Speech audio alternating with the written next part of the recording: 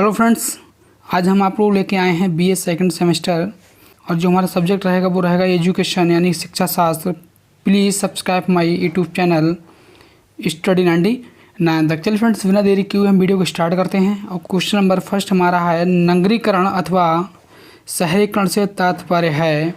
तो गाइस इसका जो राइट आंसर होगा वो होगा आपका ऑप्शन नंबर फर्स्ट, ग्रामीण नागरिकों का ग्रामीण क्षेत्र से नगरों की ओर जाना। ऑप्शन फर्स्ट इसका राइट आंसर होगा। चलिए गाइस आगे देखते हैं। क्वेश्चन नंबर सेकंड हमारा है ग्रामीण क्षेत्रों के नगरीय क्षेत्रों में परिवर्तित होने की प्रक्रिया को हमें नगरीकरण कहना चाहिए, ये कथन किसका है?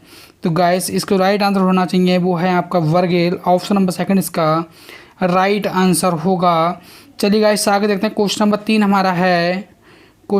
हमारा है उच्च शिक्षा की समस्या है। तो गाइस देखो, छात्र अनुशासनहीनता ये भी उच्च शिक्षा की समस्या है। शिक्षा का निम्न स्तर ये भी है और निर्देशन का अभाव ये भी है। तो इसका राइट आंसर होगा वो होगा गाइस ऑप्शन नंबर 4 यानी कि ऊपर का सभी इसका राइट आंसर होगा। क्वेश्चन नंबर 4 हमारा है उच्च शिक्षा में परीक्षा प्रणाली का दोष है। तो गाइस इसका जो राइट आंसर होगा वो होगा उपरोक्त सभी। ऑप्शन 4 इसका राइट आंसर है, क्योंकि ज्ञान के स्तर को ठीक से पता लगाने में असमर्थ ये भी है, निराशा को जन्म देती है, नंबर का अनैतिक साधनों का प्रयोग संभव। तो इसका राइट आंसर होगा वो होगा उपरोक्त सभी इसका राइट आंसर होगा। चलिए क्वेश्चन नंबर हमारा 5 है मुदलियर यानी माध्यमिक शिक्षा आयोग की नियुक्ति कब हुई थी?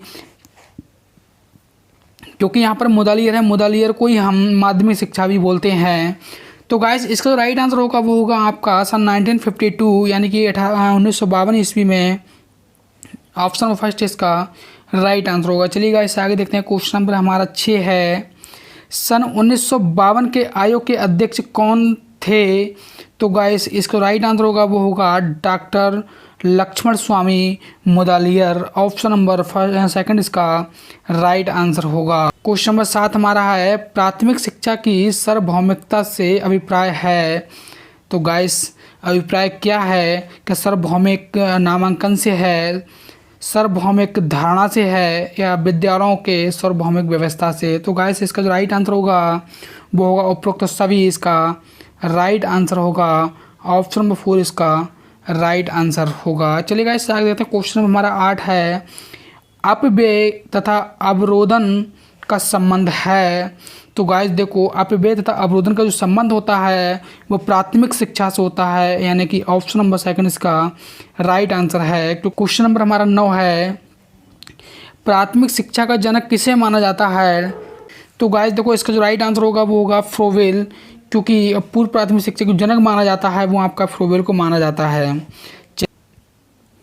चलिए गाइस क्वेश्चन नंबर हम 10 देखते हैं। नर्सरी नाम से पूर्व प्राथमिक विद्यालय स्थापित करने का श्रेय किसे जाता है? तो गाइस देखो, क्या मैकाले को जाता है, या रूसो को जाता है, या फ्रोवेल या मॉन्टेसरी को?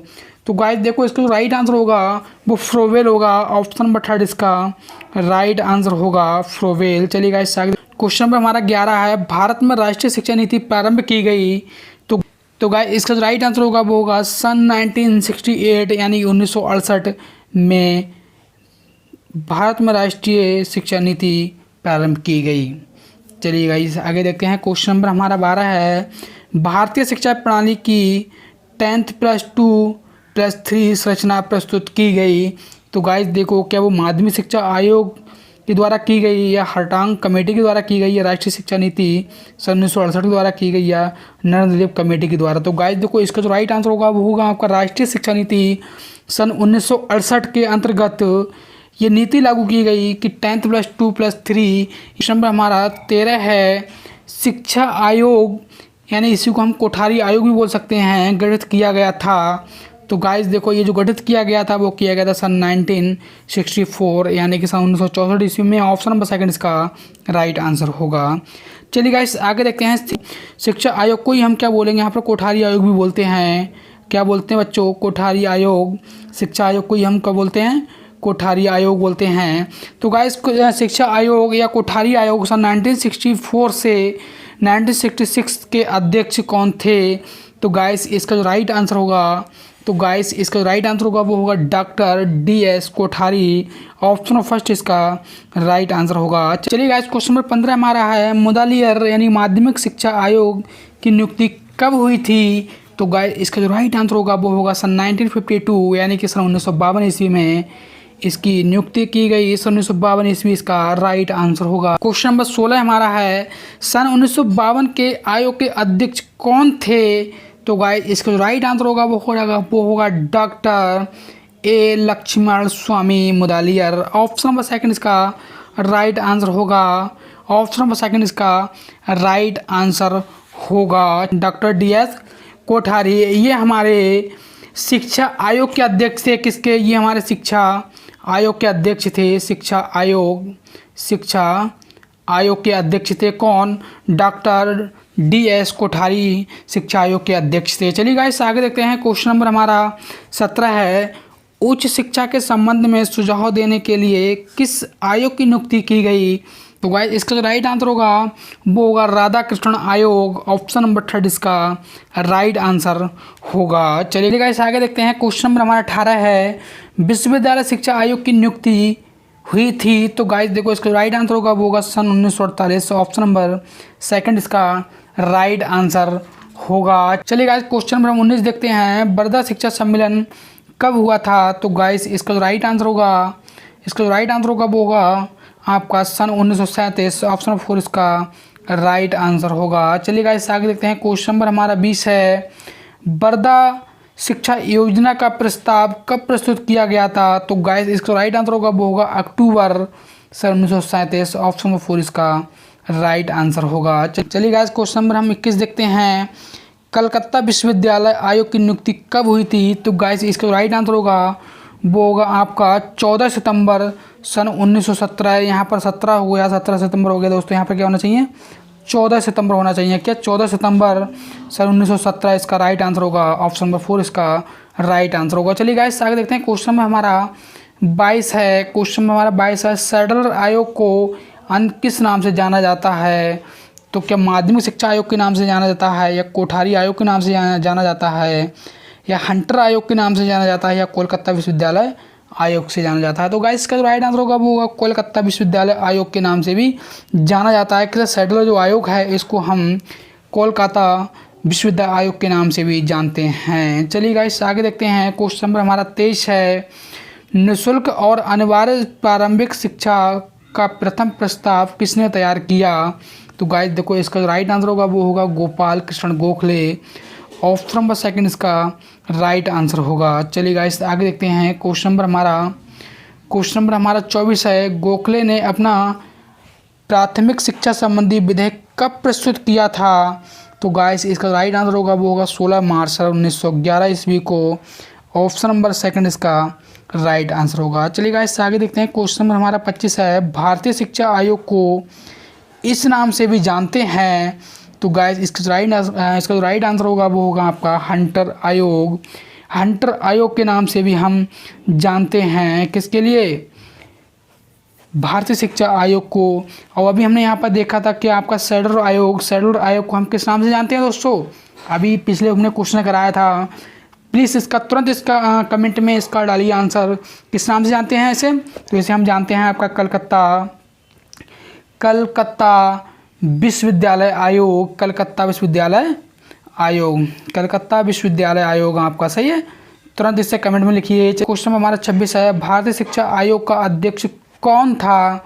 तो गाइस इसका राइट आंसर होगा वो होगा William Hunter. Option number second इसका क्या होगा दोस्तों? राइट आंसर होगा विलियम हंटर इसका राइट आंसर होगा। क्वेश्चन हमारा 27 है वुड का आदेश पत्र जारी किया गया। तो गाइस इसका राइट आंसर होगा वो होगा सन 1854 ईस्वी। ऑप्शन नंबर 4 इसका राइट आंसर होगा। चलिए गाइस आगे देखते हैं। क्वेश्चन नंबर हमारा 28 है वुड के घोषणा पत्र में कितने अनुच्छेद थे। तो गाइस इसका राइट आंसर होगा वो होगा 100 पत्र थे। क्वेश्चन नंबर हमारा 29 है प्राच्य पाश्चात्य विवाद का अंत हुआ। तो गाइस इसका राइट आंसर होगा वो होगा ऑप्शन नंबर सेकंड यानी कि मैकाले के विवरण पत्र से। ऑप्शन नंबर सेकंड इसका राइट आंसर होगा। चलिए गाइस आगे देखते हैं। क्वेश्चन हमारा 30 है किस सरकारी आज्ञा पत्र ने मिशनरियों को भारत में धार्मिक प्रचार का अधिकार प्रदान किया।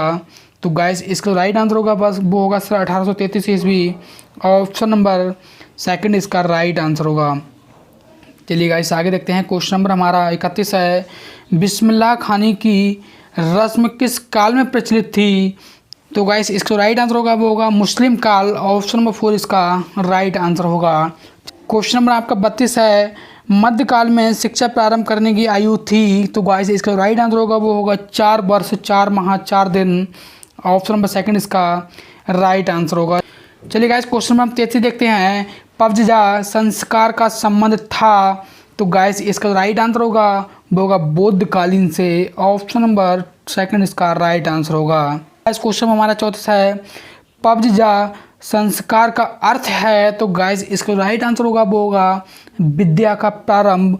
ऑप्शन नंबर सेकंड इसका राइट आंसर होगा, क्योंकि ना ही विद्या का समाप्ति हो सकता है और ना ही जनेऊ धारण करना हो सकता है और ना ही 5 विद्याओं का पूर्ण अध्ययन करना हो सकता है, क्योंकि ये बौद्ध धर्म से संबंधित है तो विद्या का प्रारंभ भी हो सकता है। चलिए गाइस आगे देखते हैं। क्वेश्चन में हमारा 25 है, वेद का अर्थ होता है या वेद का अर्थ है? तो गाइस इसका राइट आंसर होगा वो होगा ज्ञान को प्राप्त करना। ऑप्शन नंबर फर्स्ट, क्योंकि वेद का अर्थ भौतिक सुख को प्राप्त करना तो कभी हो ही नहीं सकता, ना ही धन को प्राप्त करना हो सकता है और ना ही उच्च पद प्राप्त करना हो सकता है। क्वेश्चन हमारा 36 है, वैदिक काल का प्रमुख संस्कार था? तो गाइस इसका राइट आंसर होगा वो होगा उपनयन संस्कार। ऑप्शन नंबर फर्स्ट इसका राइट आंसर होगा, क्योंकि पबजा संस्कार आपका किस में था? आपका ये आपका बौद्ध काल में था। किसमें? बौद्ध काल में। अब बिस्मिल्लाह संस्कार किस में था दोस्तों? आपका ये था आपका मुस्लिम काल में। किस में था? मुस्लिम काल में था। मुस्लिम काल में था। सही। चलिए गाइस यदि वीडियो को पसंद आई तो वीडियो को लाइक करें, कमेंट करें, शेयर करें, प्लीज़ चैनल को सब्सक्राइब करें। जय हिंद दोस्तों, वंदे मातरम।